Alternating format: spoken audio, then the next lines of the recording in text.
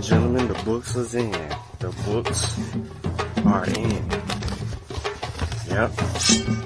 They in.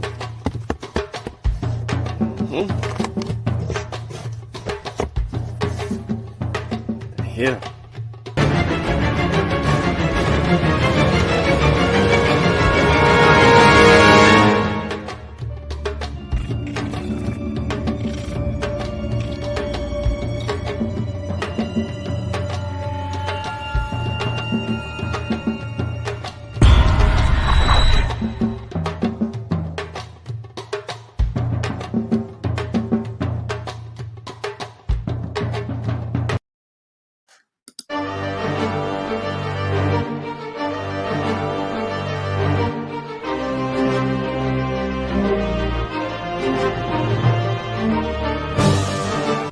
Log in to KofiPaisaTV.com and get Spears of the Mossy Volume 1 by Kofi Paisa Research Team, from Spears the Pen Volume 2 by Kofi Paisa Research Team, Spiritual Combat Volume 3 by Kofi Paisa Research Team, One Night Before Bed by Any Harek Shun Calfunny, Kalawa's Trip to the Motherland by Kofi Paisa, From Cocaine to Consciousness by Any Harek Shun Calfunny, As I Learn, We All Learn by Kofi Paisa.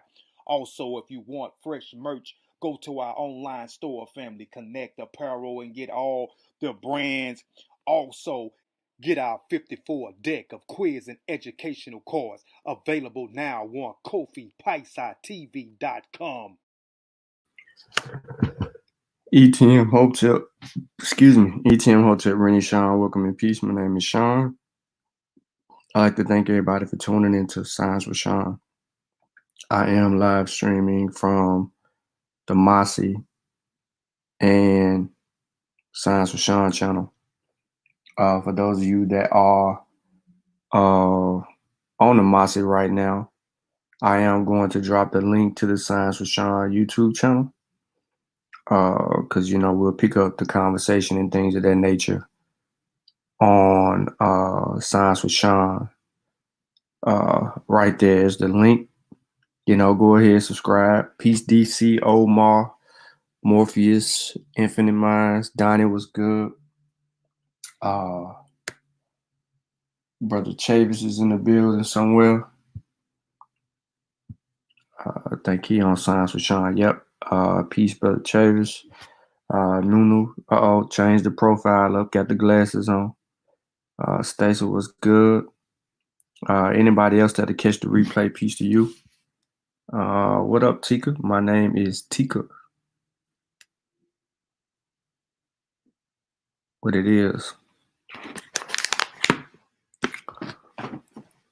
What up, Sutek? So yeah, we're gonna get in, man, have a nice little conversation real quick, little learning experience, nothing too heavy.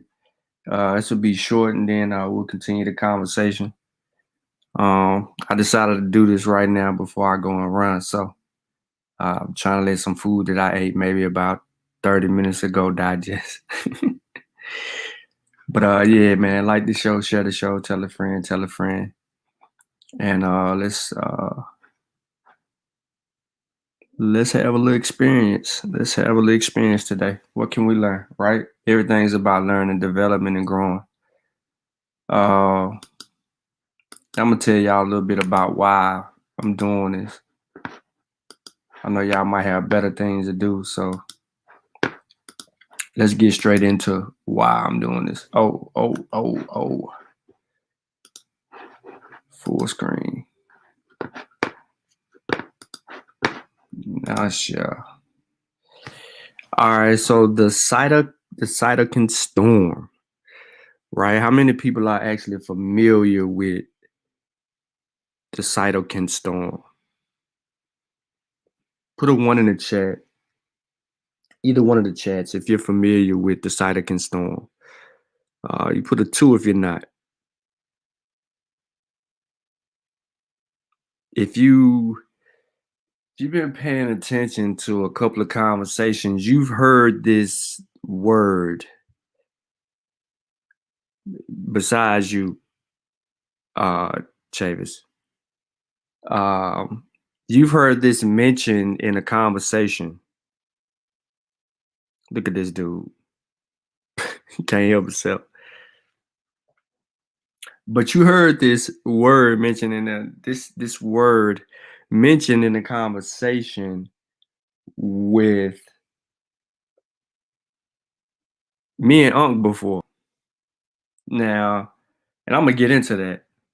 So here's our outlines, just a general outline, our intro, I misspelled hypothesis, I apologize, research questions, definitions, conclusion, sources. Disclaimer, of course, copyright disclaimer under Section 107 of the Copyright Act 1976. Allowance is made for fair use for purposes such as criticism, comment, news reporting, teaching, scholarship, education, and research. Fair use is a use permitted by copyright statute that might otherwise be infringing.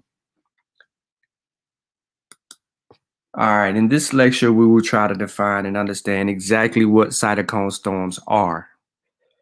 In a previous conversation with a pharmacologist, this term was used as to insinuate that mRNA vaccines provoke this type of response in humans and can potentially cause deaths. We set out to clear up the confusion, and hopefully this lesson is well received.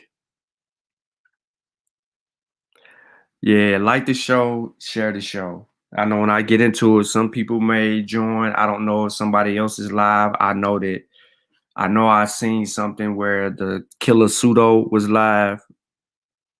So a bunch of people could be entertained, going over there to be entertained. So this will be archived. So anyone that will watch it on the replay, hopefully you will learn something from this bill.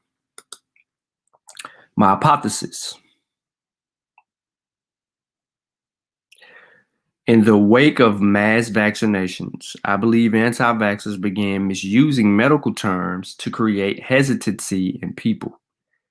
I believe one of those terms is cytokine storm. From the onset of the word, not many know what they are or what causes them, yet anti-vaxxers insinuate that they are caused by vaccines, more recently mRNA vaccines. I believe that due to our own ignorance, we have allowed for this type of misrepresentation to occur. I think that cytokine storms are caused by some type of reaction within the body. I'm basically talking about the immune system, and happen naturally without any influence of a vaccine. And to say that mRNA vaccines induce this type of reaction within the body is a bit disingenuous. It's a hypothesis. So let's scrutinize it. The lesson for today is, what are cytokine storms? Are cytokine storms caused by mRNA vaccines? Are cytokine storms normal? Is COVID-19 provoking cytokine storms?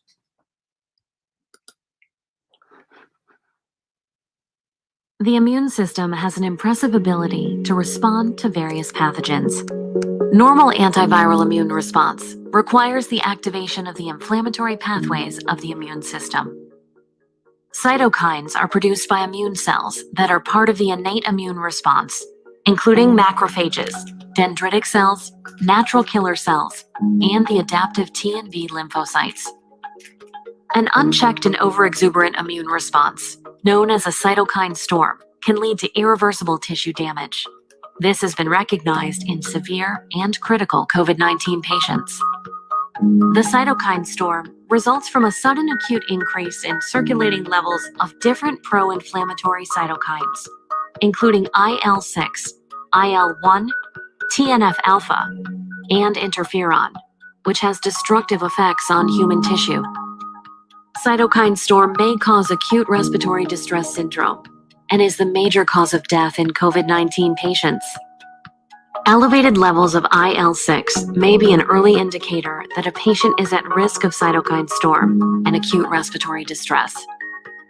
Measuring IL-6 levels may help assess disease progression and help physicians develop treatment plans. Beckman Coulter offers a suite of diagnostic solutions to help physicians manage the care of COVID-19 patients, including an assay that measures IL-6. Beckman Coulter continues to explore diagnostic approaches to address challenges the pandemic is imposing on health systems around the world.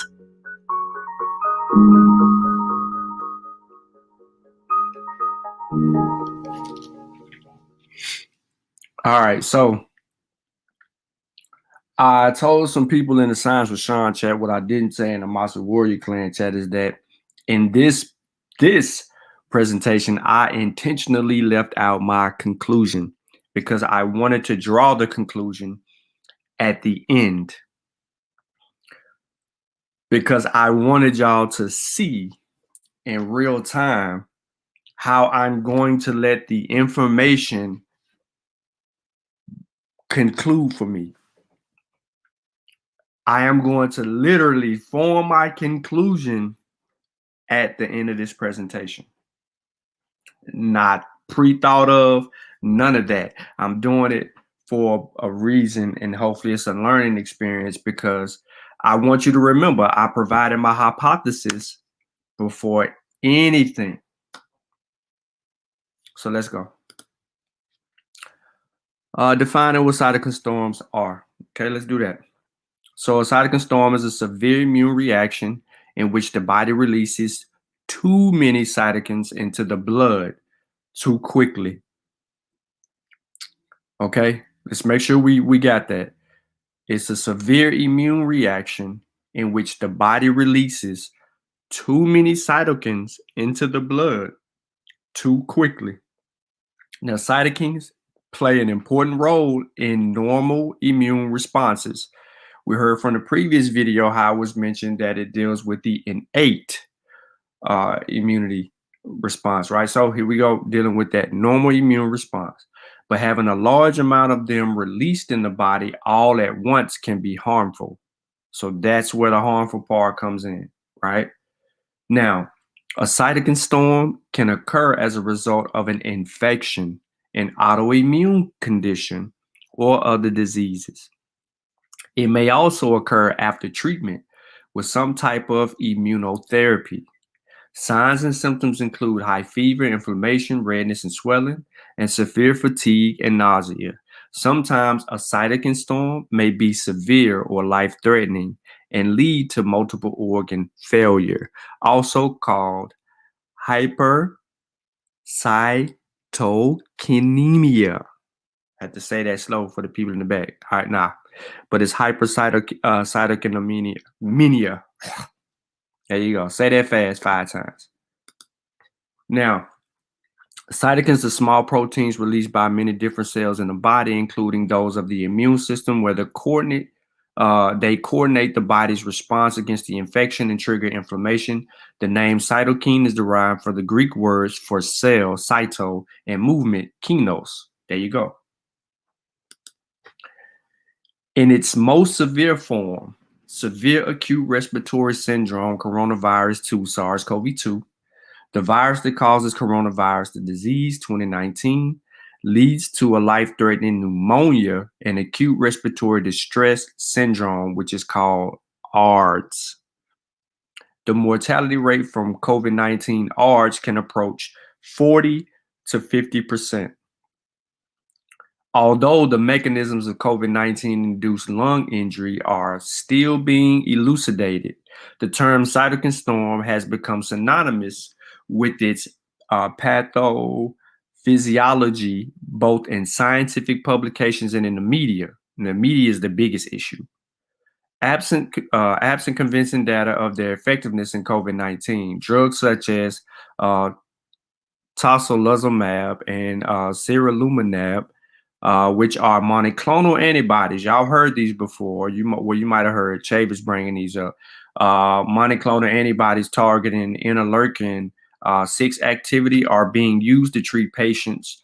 Trials of these agents typically cite the cytokine storm as their rationale. You see the 2 abbreviated trial data right here. These 2, where my mouse is getting big at. These are 2 clinical trials that are running right now, and that's the identification number for those trials. Now, a critical evaluation of the term cytokine storm and its relevance to COVID-19 is warranted. Cytokine storm has no definition, none. Broadly speaking, it denotes a hyperactive immune response characterized by the release of interferons, leukeins, tumor necrosis factors, chemokines, and several other mediators. In short, it's the release of a massive amount of immune response to a particular area, which is overly excessive, too fast, too soon, which can throw the body all the way off. These mediators are part of a well-conserved and innate immune response necessary for efficient clearance of infectious agents. Cytokine storms implies that the levels of released cytokines are injurious to host cells, distinguishing an appropriate from a dysregulated inflammatory response in the pathophysiology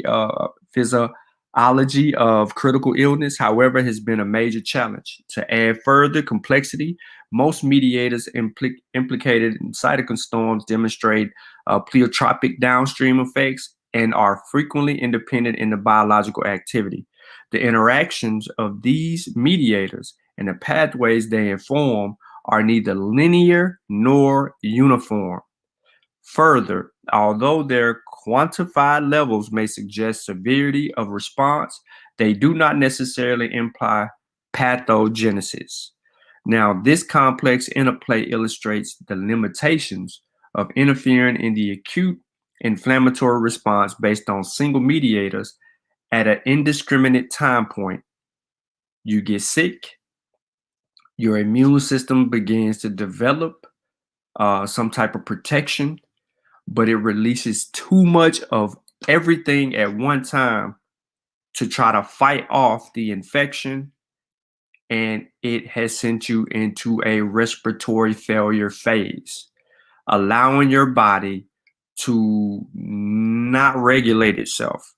It completely deregulates, and you're under a storm. So think of a tropical storm or a hurricane, right? Coming to land. That is the cytokines being released into a target area, and it's an abundant, it's a Cat 5 in your body. The way it's responding, and it's shutting down vital organs and things of that nature because it's too much.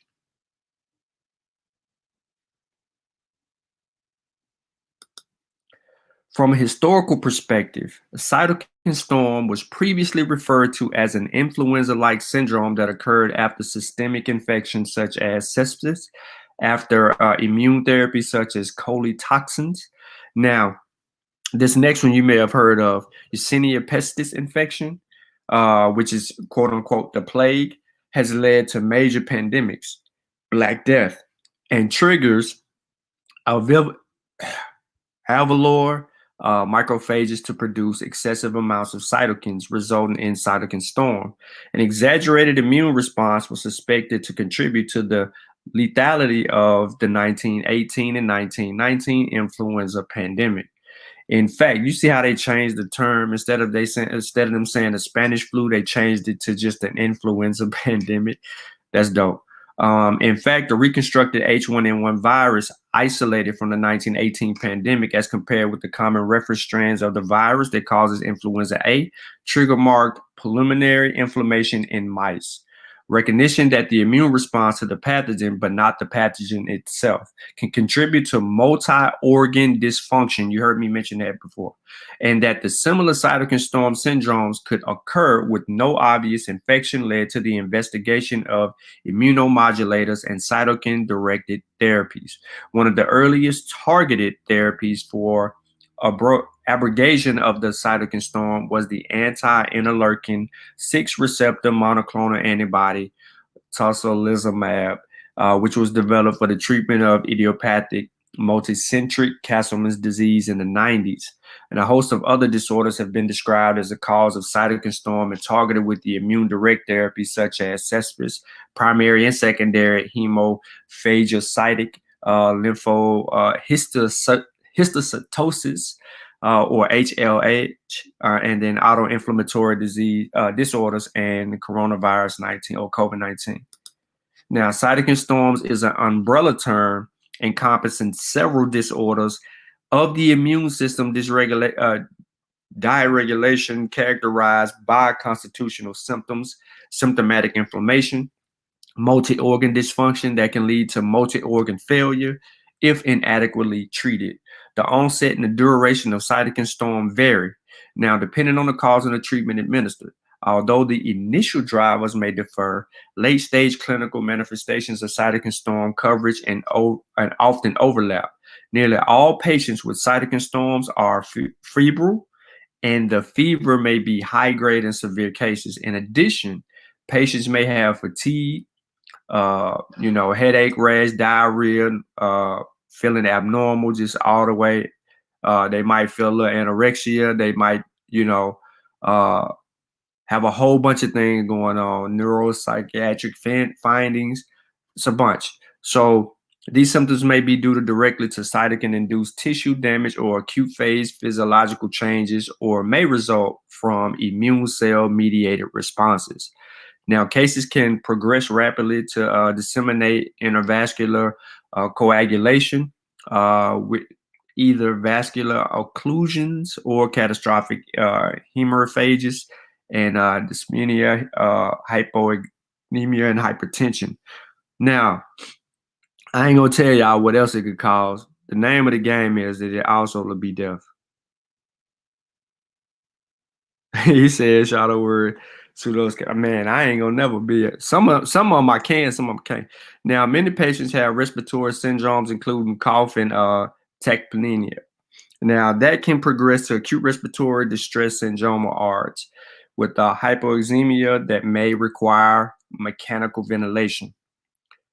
So the name of the game is that there's so much that occurs or transpires when a cytokine storm happens that you are at the mercy of your own immune system trying to defend itself, but overly extending itself. What up, Mal? What up, German? Yeah, we on Science with Sean too, by the way. Now, in severe cases of cytokine storm, renal failure, acute liver injury, or cholestasis and stress-related, Malcolm, how you say that word?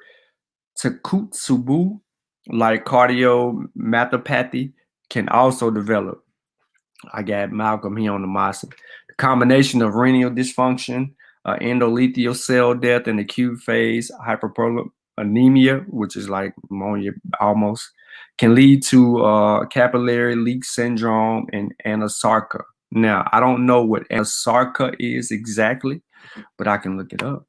Not right now. Now, changes that are similar to those observed in patients with cancer who are treated with high-dose interleukin-2.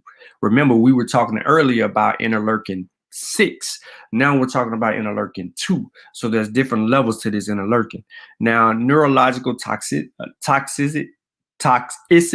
associated with the T-cell immune therapy is referred to as immune effector cell associated with neurotoxicity syndrome or cytokine release syndrome associated with encephalopathy. Now, the neurologic toxicity effects are often delayed, developing several days after the onset of the cytokine storm. All right, so in short, interleukin-2, bunch of toxicity. You got cell failure or cell issues. You got your immune system overworking. You just got basically, like I said, a Cat5 syndrome going on in your body. He said we need the big word. Now, the really big words that we see on here are going to be very, I don't know, Malcolm could do a really good job at explaining them big words, but pretty much the some of them I can recognize, but I'm gonna get them on here in a second. Now, the laboratory findings in the cytokine storms are variable and influenced by the underlying cause. Non-specific markers of inflammation, such as the C-reaction protein, which is the CRP, are universally elevated and correlated with severity. Many patients have hypertriglycemia, right? Or various blood count abnormalities. We should know what hypertriglycemia is. And such as leukocytosis, leukemia, anemia. Y'all know what this thrombone right here, right? Y'all heard the thrombocytopenia. I know I botched that one. And elevated ferritin and D-dimer levels. Now, changes in circulating cell counts are most likely due to a complex interplay. I actually got some of these defined among cytokine-induced changes in production and mobilization of cells from the bone marrow. What else y'all know about the bone marrow? I'm gonna stop right there. I'm asking a question. What else do we know about the bone marrow? What correlates or communicates in training the immune system with regards to the bone marrow, so to say? Well, all right, you ain't gonna know it. So I'm gonna say which one is more closely related to bone marrow. Okay, somebody said it in there. Nah, man, hold on. Listen. Which the B or the T, the B cell or the T cell can correlate with bone marrow because it deal with immunity. That's why I said it. That's why I said Juju was right. Chevy said nothing because you ain't thinking about immunity, Chevy. All right, so immune-mediated destruction and chemokine-induced migration, prominent elevations in serum inflammatory cytokine levels such as interferon Y, and interleukin-6 and interleukin-10, and soluble interleukin-2 receptor alpha, a marker of T cell. I just gave the answer. I gave the answer. Yeah, T cell activations are usually present. So anytime you see, and this is just from studying, y'all. Anytime you see bone marrow or something like that come up, and you're talking about something regarding the immune system, you're going to find T cell activation or T cell stuff going on. I don't know about bone marrow like that. Oh, okay, I got you. I ain't gonna hold it to you. All right, I got you, Matt. Give me a second. I got you on here. We can talk about some of these words. It should be good too. But yeah, man, anytime you're dealing with bone marrow, because they're trying to say that natural immunity. The last episode we talked about natural immunity. When we talked about natural immunity, I brought up the case where the people were talking about bone marrow and the memory, immune memory and things of that nature. And they talked about how the B cells and all that. Yeah, she got it. Well, she kind of knew because she be watching the videos though. And she might just knew from her own memory too. So I ain't gonna discount that. But yeah, she was right on that. All right, now highly elevated serum interleukin-6 are found in CAR T cell therapy induced cytokine storm and several other cytokine storm disorders. So again, bone marrow, when you're talking about bone marrow and immune system, you're talking about those T cells. But I wonder if she could say the name that actually come with it. Look at her line. Now, when the cytokines that raise immune activity become too abundant, the immune system may not be able to stop itself. Immune cells spread beyond infected body parts and start attacking healthy tissues, gobbling up red and white blood cells and damaging the liver. Blood vessel walls open up to let immune cells into surrounding tissues, but the vessels get so leaky that the lungs may fill with fluid and blood pressure drops. Blood clots throughout the body, further choking blood flow. When organs don't get enough blood, a person can go into shock, risking permanent organ damage or death. Most patients experience a storm will have a fever, and about half will have some sort of nervous system symptoms, such as headache, seizures, coma, says Randy Cron, a pediatric rheumatologist and immunologist at the University of Alabama, Birmingham, and co-editor of the 2019 text, Cytokine Storm Syndrome. They tend to be sicker than you expect, he says. I want to stop there for a second to breathe. Just a second. Think about what I just said, what happens in the cytokine storm, like what happens, everything that transpires. Like somebody's laying in the hospital bed, right? Or for instance, I thought about my friend when I was reading this. I thought about my friend and how he was laying in the bed. He kept on saying he was having a little trouble breathing, but his temperature was up and he just wasn't feeling well or whatever. And the whole time he could have been under a storm, but he doesn't know. But he'd be under a storm when he had COVID. He can be under a storm, and people looking at him might think that he's sick, but not sicker than you expect, as the doctor stated. You see what I'm saying? So that's scary right there. That storm is like silent. There you go. Yeah, look. She had to go research it. Look, I asked the question 5 minutes ago, and she just now came back with an answer. She had to go look it up. The first hints that severe COVID-19 cases include a cytokine storm came at Chinese hospital near the outbreak's epicenter. Physicians in Wuhan in the study of 29 patients reported that higher levels of the cytokines, remember this, the 1L and 2R and the 1L and 6 were found in more severe COVID-19 infections. IL-6 was also an early indicator of the cytokine storm-like conditions in 11 patients. Analysis by physicians in Guangdong. Another team analyzing 150 cases in Wuhan found that an array of molecular indicators for a cytokine storm, including the IL-6, CRP, and ferritin, were higher in those who died than in those who survived. An immunologist in Hefei reported similar results among patients who died, as well as high levels of active damaging immune cells spewing dangerous cytokines in the blood of COVID-19 patients who required intensive care. Cytokine storms are also raging among U.S.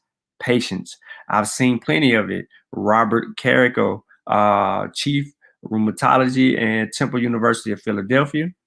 Precise data aren't in yet, but he says that a sizable fraction, perhaps 20 to 30% of patients with severe cases and lung symptoms have signs of a cytokine storm. COVID is maybe a relatively unique cytokine storm. It seems to happen quickly with this virus. Randy Cron. Now, the solution then might be to quiet the rampaging immune response. Steroids are often the first choice of treatment. You remember earlier in the pandemic when they couldn't resolve the issue or stop death, they began to look for alternate measures to just stop people from dying, not to prevent, because they weren't in a position to prevent or treat. They were only in a position to try to spare the lives of people. So the people that came to the hospital whose lives they couldn't, they putting ventilators on everybody and they were trying to do all of these things.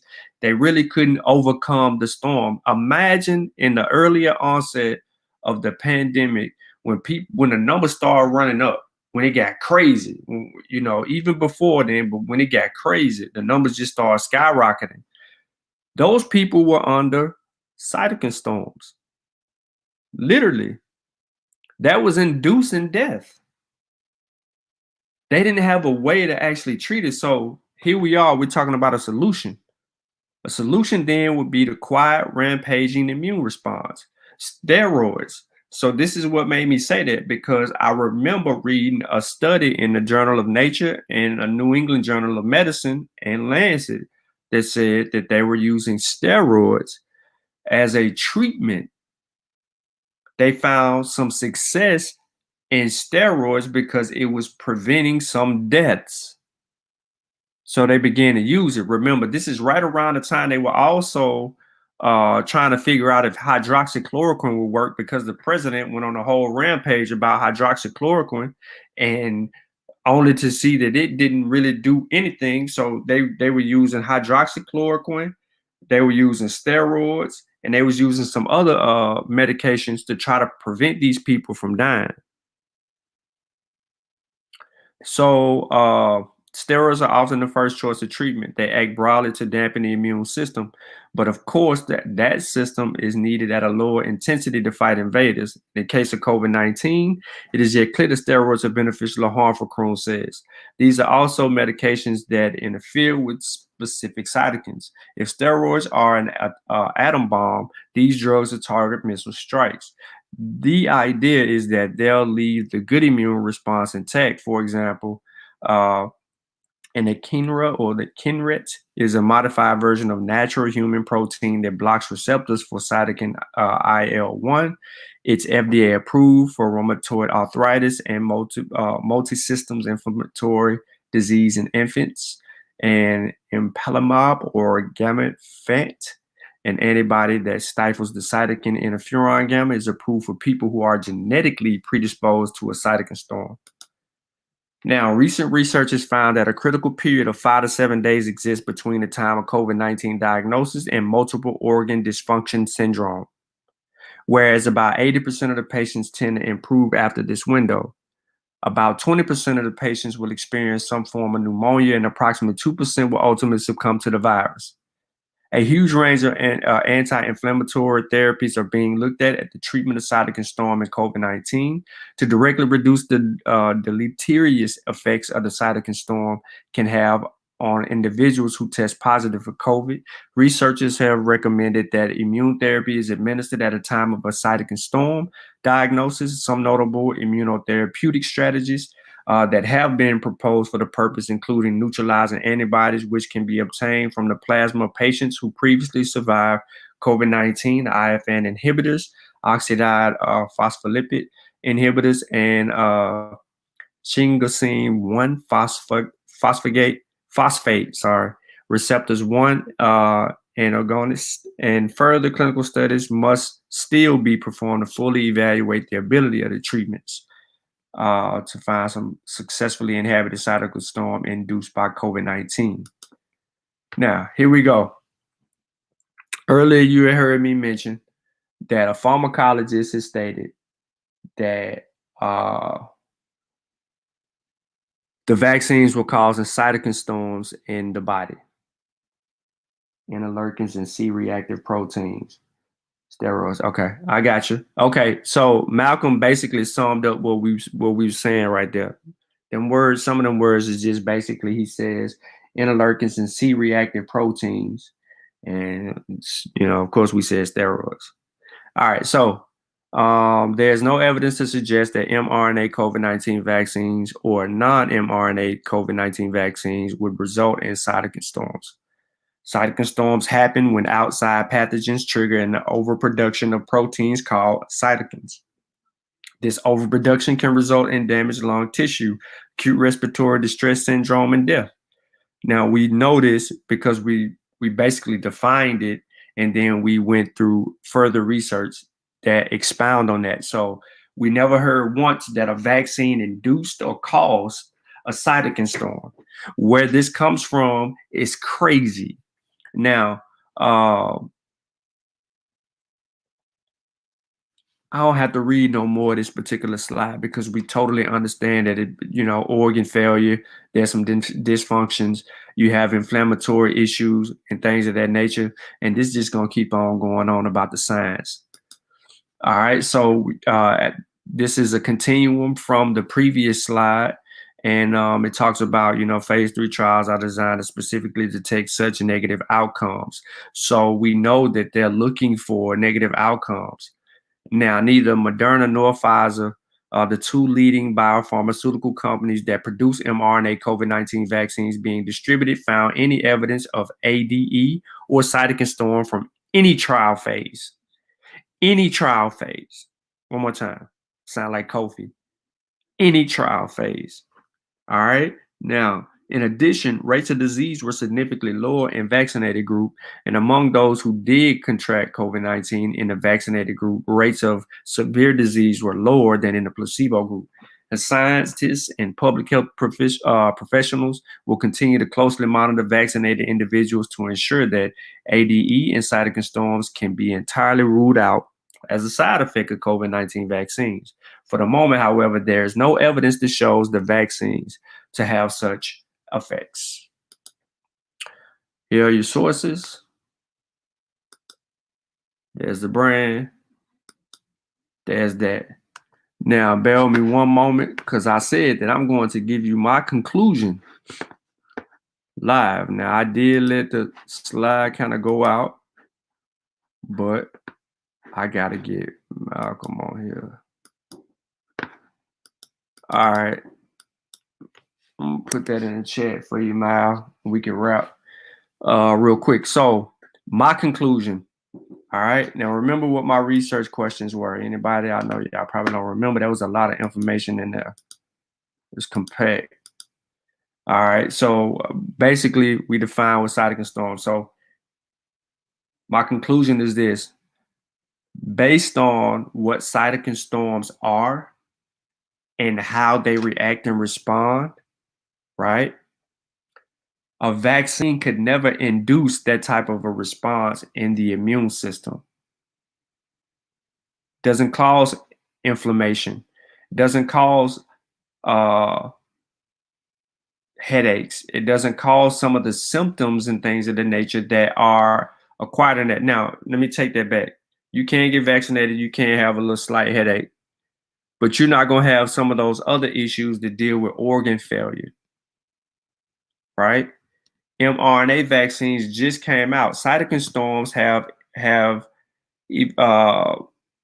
happened in different times. We talked about in this, the first one, right? We gave dates. I think I gave you a date. Let me make sure I gave you a date. If I didn't, I should have. We talked to yeah, we did 1918. We talked about that, right? We talked about 1918. We talked about in the 90s, right? They related the first cytokine storms around, around those plagues. Remember, I said Yersinia pestis infection, the plague, led to major pandemics, the Black Death. That was a sign of cytokine storms, right? They didn't have a way of stopping that. They didn't even really pretty much understand it wholeheartedly. But your immune system is over-exaggerating. It's overextending and over-exaggerating, and it's causing failure in your body that's leading you down a path of potential death. So I would conclude, based on the definition alone, that it would rule out immediately COVID-19 vaccines. Cytokine storms are not normal, but they are induced by a reaction in the body. And yes, COVID-19 is provoking those storms. You see, when I read a quote, because the way COVID has responded to how it's hit people and hurt people, that response has been robust. And I can see also why scientists have concluded the way that they concluded on that as well. But I do have Brother Mal on the panel with me. Busy brother, front line in the fight, teaching. You ain't really had too much time to shoot the shizzle with us, but he's here today, and I want to yield the floor to my brother. and see if we can, if I can find some of these words and he can clean them up for us so that we can circumnavigate the learning experience this afternoon or this evening. How you doing, my brother? What's going on, good family? Always good to hear from you. Always good to see you dropping in knowledge and information, man. People just don't know how valuable of a show this is. And I need to do a better job of promoting, to be honest with you, because you're dropping some really good information, dropping some really good sources, and then you got some pretty consistent listeners. So obviously they want to hear the information and news. Really good articles you drop, man. Talking about the COVID, natural infection, and immunity from natural infection and immunity from the vaccines. Pretty good information, man. And just glad to be a part of the show. Oh man, no thing, man. You always welcome, bro. So, in one of these slides, I know you kind of came in a little bit late. We were talking about some of these big words. So I want to throw out one of these words, and then you can kind of go over it. Well, let us know if you're familiar with it or not. Hold on. Let me get here. So, can you explain to us really, we know this is an acute liver injury, but they call it cholestasis. And then they say, and a stress-related or, what is it, Takotsubo or myopathy. Sorry, I said that wrong. Cardiomyopathy. Okay. You said acute liver infection, or acute liver failure that you mentioned. Yeah.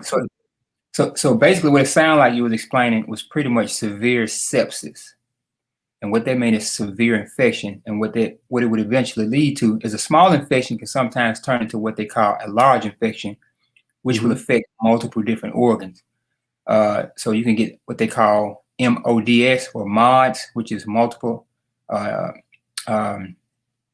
organ dysfunction syndrome. And this is when multiple organs of the body start to fail because you were unable to fight off an infection. And this is one of the tons of reasons why COVID was extremely disastrous for anybody, healthy or unhealthy. So it just wasn't a good game to play Russian roulette with this virus and avoid getting vaccinated for whatever reason. And so, and I don't want to sound like I'm forcing anybody belief into vaccinations, but you really have to, if you don't understand infection, man, it's a real tricky thing. I mean, you could get a nail in the finger can, believe it or not, can lead to a severe infection and cause multiple issues. So stuff like your liver will start to fail. You will have fluid shift, from inside of your veins, because your blood consists of what they call plasma. And you hit the nail on the head too when you talked about the bones, because the bone is where blood is produced. And so you will have B lymphocytes produced in the blood, and the T lymphocytes will mature in what we call the thymus, which is in the center of the chest, and it shrinks as you get older. So this is why older people may have issues with their T cell counts and things like that. So, but the blood consists of multiple different layers of different compounds. So you have what they call white blood cells, red blood cells, platelets. You have immunoglobulins or antibodies that you're talking about, and you may have plasma. And plasma makes up most of the blood. And this plasma, when you look at blood, if they take your blood and draw it, and they put it inside of a spinning tube that spins extremely fast, the heaviest portion of the blood will start to settle at the bottom. But the top portion of your blood will be the lightest part and will sit at the top. And it'll be this clear straw-like or yellowish colored fluid that we would call plasma, and it consists mostly of water. So when this plasma leaves your veins and goes into the outside spaces in between your tissues, you're not going to have enough plasma for your blood to circulate. And so your blood is going to be extremely thick. And it's this thickness of the blood that causes the blood to not be able to circulate as adequately as you need it to do so that you can maintain stuff like your blood pressure and your pulse rate. And so when this blood gets thick like that, and the movement of it causes it to do what they call stasis, or to not move like it needs to, it will start to coagulate. I don't know if anybody's ever seen somebody bleed out. If you look at the blood that's on the ground, it starts to lump up. It gets sticky and thick. That's because it's trying to clot. And so, not to hold the mic for too long, but I'm trying to segue this into another point too, because what you were describing is infection and inflammation, and they are actually two separate processes. So if I get hit in the head with a baseball bat, I may have a blood may leak from a vessel inside of my head, and that's going to immediately cause inflammation. So what happens in inflammation, you're going to have pain, heat, swelling, redness, tenderness. Okay, that's inflammation. And inflammation sometimes will likely include white blood cells too. But when you have infection, infection is infection and inflammation. So you get a double whammy. Right. Why do you have to deal with it? Right. That's a lot going on. Absolutely. Another one is I think I might say this one incorrectly, but hypoalbuminemia. Some of what you were describing is also in that word. Okay. You said hypoalbuminemia? Yep. Hypo means low, and albumin is the main protein inside of the blood. Emia means blood. So a lot of the medical terms are just pretty much Latin terms with a bunch of prefixes and suffixes. And that just means low albumin protein in the blood. And albumin is the main protein in the blood. And it's this protein that helps you to pull, remember that fluid I talked about that might leave and go outside of the veins or the arteries or that vascular space? Albumin helps to keep that plasma inside of the veins so that you can maintain a normal blood pressure. Because if you go into septic shock or you're dealing with severe sepsis, your blood pressure drops too low and your body can't maintain perfusion, which is the circulation of blood to certain vital organs.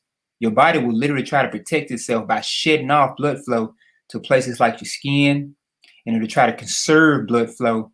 It'll take away blood flow from places like your stomach. So you may get nauseated, maybe some vomiting, but it's trying to conserve blood when the body goes into shock. It tries to conserve the rest of that blood pressure for vital organs like the heart, lungs, kidneys, and the brain. Otherwise, because it knows without those, it can't do anything else. So yeah, that's hypoalbuminemia. I'm pronouncing it wrong myself. No, you good. That's because when we mess a word up, me or you know what I'm saying? More so than me. You know, we mess y'all up. All right, another word I wanted to get to was anasarca. You familiar with that, anasarca? Anasarca, spell that one for me. I might have. ANASARCA. I can't say that I'm familiar with that one. Okay. That's it's a severe and generalized form of edema, which is basically you got tissue swelling throughout the body. Like that one kid who does a YouTube or Facebook or something, a little black kid. He had hair, then he lost his hair, and his face swelled up, and he got puffy eyes and things of that nature. Kind of look like that. Yeah. Okay. So a lot of what you're describing, all of this is basically dealing with fluid, that plasma shifting from one place to the next. So edema is pretty much, and a lot of times you'll see it in people's lower legs and feet, stuff like that. And that's because gravity is pulling, they have reduced blood movement. So that fluid, again, is going outside of the vascular space, and it's finding space in between the tissues and outside of the cells and stuff like that. So it causes that swelling. You can go over there and just kind of press on some people. And then some people, believe it or not, that fluid will actually leak through their skin. You can see it. Especially like your congestive heart failure patients. They have a lot of edema in the lower extremities. So So that's what that edema means. Just pretty much that vascular plasma fluid is leaking into spaces outside of where it needs to be. All right, now I know the answer to this question, and I can answer it and then give a good explanation. But you know, when you hear, you know, I always got to give you your shot first. Mm-hmm. So Terrence Lau says, by the definition of what a vaccine is and the ingredients listed by the multiple pharma companies, isn't it more of a technology and doesn't qualify as a vaccine, correct? Now, I did respond to him and say no, but I want to give it clarity. So I'm gonna let you. You want me to go or you want to go first? Oh man, either or. You know, You go. You go. Okay. So it's definitely a vaccine. It's doing what vaccines are designed to do. Technology has multiple different definitions. So pretty much technology is new information or the application of new information. So you could say it's new vaccine technology. How about that? Right. Yeah, that's what I was going to say. You can say the vaccine technology is advanced. It is third generation technology, right? We have to think about the evolution of inoculations because that's what it was called initially, was inoculation, right? The evolution of inoculation was to basically slit your skin and inappropriately cut your skin, I should say, right? Open the womb up and introduce the live pathogen to you. That was not only was that was like a suicide mission, right? But that's what it was. Now, inoculations improved with a technology that was similar. This time, they would cut you and then they would have that little tool where they would rub the virus up against you, not like introduce it how they did earlier on on the continent of West Africa, among the Akan, the Yoruba, and other West African countries that were familiar with cowpox, smallpox, things of that nature, right? So that's early inoculations evolving in two phases, and then you have the introduction of intuitive, if I'm saying it correctly, and not intuitive. What is it when you is a lesser weakened strand of a virus is why I can't say this word. To attenuate it. Attenuate. There we go. Yeah. So to you had an attenuate, which was a weaker or lessened strength part of the virus. It made it safer than the live thing. That played a part in the evolution of inoculations into vaccinations when they began to work on that technology. So that technology, right, that orchestrated a phase of changing of the way that things was administered right there. And then you go into second generation vaccines, which would be adenovirus vector vaccines, so to say, where we would use some form of a different virus, a weakened strand of a different virus, enable it a little bit in the way that we can genetically modify it, so to say. I'm just using genetically modified. Don't take me right there on that word, but and you can correct me, Mal. And then we introduce it that way, similar to what the Johnson & Johnson vaccine is today, what COVID-19 vaccine is today, and then that would do something. Now, the new technology is just allowing us to do things better. That's it. So there's always been an evolution, and I feel like that, maybe we'll have a fourth generation vaccine that'll be a little bit more advanced than the third generation, but I don't see that because from the first inoculation to the first vaccination was a period. And there was this big gap, like 50, 60 years or something like that. Then it was 50, 60 years before another one. And then it's been 50 or 60 years before another one. And some parts in there, it took them from the first vaccine that was made to the next vaccine that was made, it took a span of almost 60 years for them to make one vaccine for one virus and then a new one for another one. So, man, listen, science and technology, technology and science and technology work well together, and they have helped us resolve some issues. Absolutely. Like he said, peace on that. If you are on the Mossy Warrior Clan YouTube channel, I am going to cut it, and we're going to pick up on the Science with Sean channel. I'm gonna drop the link again right there for anybody that want to join the discussion. And I'm gonna say to my Mossy Warrior Clan family over there, Shimim Hotel, we're gonna